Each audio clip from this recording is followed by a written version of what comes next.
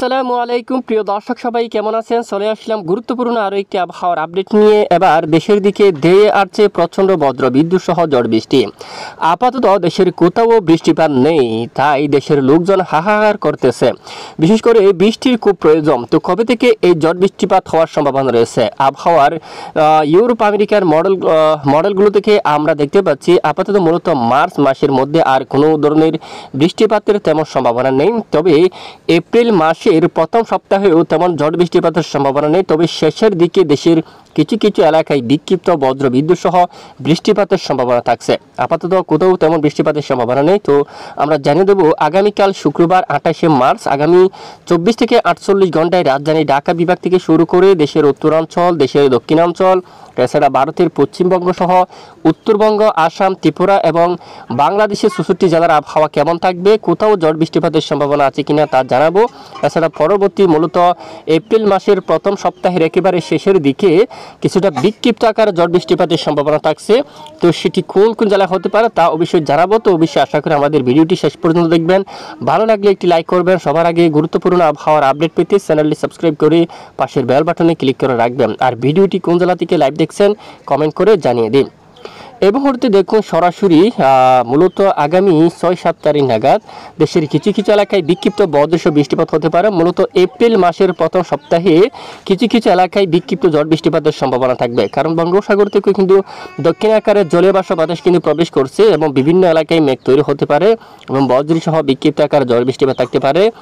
একেবারে আমরা একটু আপনাদেরকে লাইভ প্লে করে দেখাবো। তো মূলত 6 তারিখ বা এই যে কিছুটা বৃষ্টিপাতের আভাস কিন্তু উঠে আসছে, যা সবটুকু এলাকায় না, কিছু কিছু এলাকায়। তখন কিন্তু মাদারীপুর, তারপর কালকিনি অঞ্চল, শিবচর, নড়িয়া এবং আলপাডাঙ্গা এখানে এবং আশেপাশে অঞ্চলগুলোর উপর কিছুটা বজ্র বিদ্যুৎ সহ বিক্ষিপ্ত আকারে বৃষ্টিপাতের সম্ভাবনা থাকবে। আরও কিছুটা ঝড় বৃষ্টিপাতের সম্ভাবনা থাকতে পারে কিশোরগঞ্জ অঞ্চলে এবং থাড়াইল এই অঞ্চলগুলোর উপর বজ্র বিদ্যুৎ সহ আকারে বিক্ষিপ্ত আকারে বৃষ্টিপাতের সম্ভাবনা থাকবে। আশেপাশে এলাকায় আকাশ মেঘলা হবে, এখানে মেঘাচ্ছন্ন হতে পারে। তখন বানিয়াচং, হবিগঞ্জ, শালা এই সকল জায়গাগুলোর উপর আকাশ কিছুটা মেঘাচ্ছন্ন হতে পারে বা যশোরের দুয়াক এলাকায় সামান্য বিক্ষিপ্ত বৃষ্টিপাত হতে পারে। এছাড়া আরও বৃষ্টিপাতের সম্ভাবনা ঠিক দেখুন কিছুটা শক্তিশালী হয়ে মাদারীপুর, শিবচর, সদরপুর এই এলাকায় এবং কালকিনি, নড়িয়া, শিবচর এখানে অনেক এলাকায় কিন্তু বজ্র বিদ্যুৎ সহ আকারে বিক্ষিপ্ত আকারে বৃষ্টিপাতের সম্ভাবনা থাকতে পারে। এর পরের দিন আমরা একটু চলে যাই এবং এরপরে যদি 7 তারিখ নাগাদের আপডেটটা যদি আমরা একটু দেখি, বলতো কবে থেকে ঝড় বৃষ্টিপাতের আভাস রয়েছে তা আমরা দেখাচ্ছি আপনাদেরকে। তো দেখুন বৃষ্টির তখনই কিন্তু একেবারে সকল জেলায় ভয়াবহ আকারে বৃষ্টিপাতের সম্ভাবনা নেই, কিন্তু দেশের কিছু কিছু এলাকায় বিক্ষিপ্ত বজ্রসহ ঝড় বৃষ্টিপাতের সম্ভাবনায় কিন্তু পাওয়া যাচ্ছে।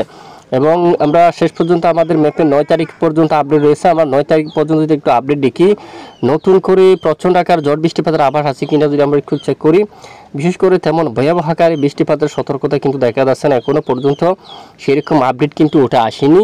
তবে আপডেট উঠে আসলে কিন্তু আমরা আরও আপনাদেরকে জানাবো। এবং 5 তারিখ নাগাদও দেশের দুয়েক এলাকায় বজ্র বিদ্যুৎ সহ বিক্ষিপ্ত আকারে বৃষ্টিপাত হতে পারে। যদি মহান রবের হুকুম যেখানে হয় সেখানে হতে পারে বিশেষ করে বৃষ্টিপাত। তবে আবহাওয়ার মডেল থেকে যে দেখা যাচ্ছে মোলাদি, চাঁদপুর এবং মাদারীপুর, কালকিনি, নড়িয়া, শিবচর এই এলাকায় কিন্তু মেঘের আনাগোনা শুরু হতে পারে, সঙ্গে বজ্রবিদ্যুৎ সহ বিক্ষিপ্ত আকারে ঝড় বৃষ্টিপাতের সম্ভাবনা কিন্তু থাকতে পারে। এর আগে যদি আমরা একটু দেখি শুক্রবার এবং যে বৃহস্পতিবারে যদি একটু দেখি, আপাতত একেবারে দেশের বেশ কিছু এলাকায় আকাশ পরিষ্কার থাকতে পারে, বৃষ্টিপাতের তেমন সম্ভাবনা নেই। দক্ষিণ চট্টগ্রাম বিভাগে এখানে কিছু কিছু এলাকায় সামান্য আকারে মেঘের আনাগোনা থাকতে পারে। এবং আগামীকালের আপডেটে আমরা যাচ্ছি।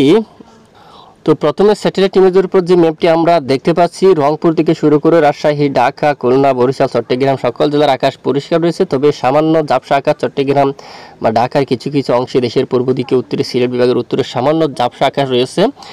দুয়েক এলাকায় হালকা মেঘলা, বৃষ্টিপাতের তেমন কিন্তু সম্ভাবনা নেই।